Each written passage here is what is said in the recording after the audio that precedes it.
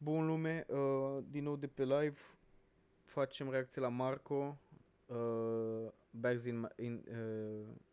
in this bitch. Zice Darius că e hard. Darius, dacă nu e hard o să-ți dau ban. Și nu o să mai am oameni pe live atunci. Ok, hai să-i dăm bicea.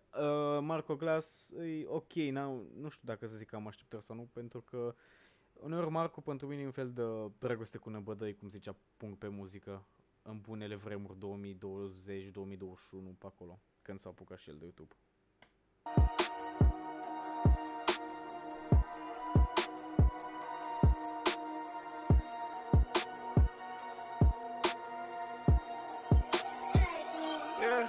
Purple stash la plin, put some cash in the whip. I don't brag, dar dacă mai zice jur că la ting. I don't hang, vreau prieten, nu vreau stea.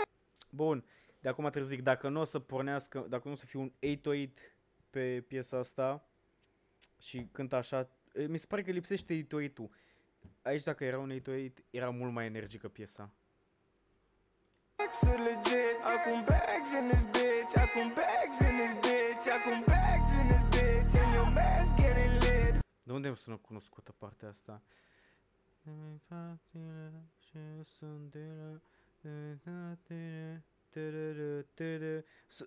De unde dracu e piesa asta?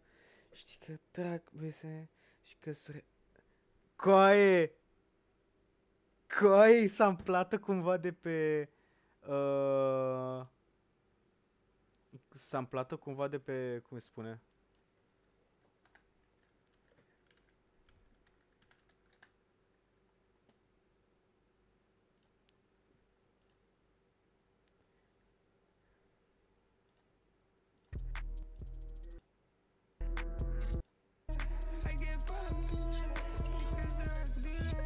Băi, chiar sună în pula mea reptila. Sună în pula mea reptila. Hai de capul meu. Doamne. Hai de capul meu. Știi că I'm back in this bitch.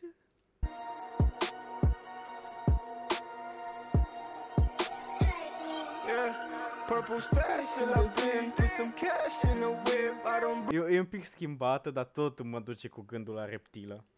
dar dacă mai zice jur că la ting. I don't hang, vreau prieten, nu vreau stacks-uri legit. Acum bags in this bitch, acum bags in this bitch, acum bags in this bitch, and your mask getting lit. Who you talking to, little boy? I created this shit. Am făcut asta din prima zi, they doubt in the kid. Acum bounce in the whip, acum bounce in the whip, yeah.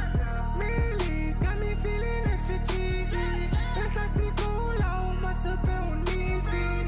Sare lumea la concerte că e feeling. Nu o să mă vând niciodată pe 10 mili. I just got them back, yeah. And my city, no, I put it on maps, yeah. No, you can't beat me, you know that's a fact, yeah. Acum bags in this bitch, you hungry rats, yeah. Stash la plin, put some cash in the whip. I don't brag, dar dacă mai zice jur că la ting. I don't hang, vreau prieten, nu vreau stacks-uri legit. Acum bags in this bitch, acum bags in this bitch, acum bags in this bitch. Da, coaie! Asta vreau, mă. Am făcut asta din prima zi, they doubt in the kid. Acum bounce in the whip, acum bounce in the whip. Care sare, care încă trage, care încă doarme. Unde-i foame, unde s-a vorbit și jale. Unde-s frații, unde-s anturaje. Unde pula mea sunt fate, că se aud numai taclale. Și zi, mi scrivă de toți ăștia doi morții mamilor. Două panarea mea-mi păi un meu să păsador. Două panarea mea-mi vorbesc spune pe la somn. Fă-mă pula mea la cum să ajung eu până pro. Ha, ha, ha, ha, ha. Periscope, periscope.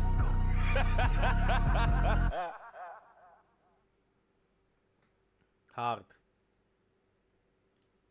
Piesa asta chiar e bună. Nu mă așteptam. Sincer. Place partea asta lui Marco în care e așa mai dark și mai... și experimentează mai mult. Gen, mi se pare mult mai interesantă partea asta lui Marco. chiar vreau să văd dacă Marco urmează să scoată ceva material solo, pentru că nu cred că mai scos material solo de la COVID Vibes. Din 2022, dacă nu mă înșel, sau 2023, nu mai... Nu, 2022 cred că era. Că... Da. Și... sau 2021 oare? Cred că 2021. Că pe lângă asta am mai scos cu Bacovia, cred că ăsta, Bando Season, sau Bando 3. Bando 3 cred că îi zicea. Mai dăm bani, muie. Nu-ți da bă coaie, că pierd singur urmăritor. Da, e o piesă bună,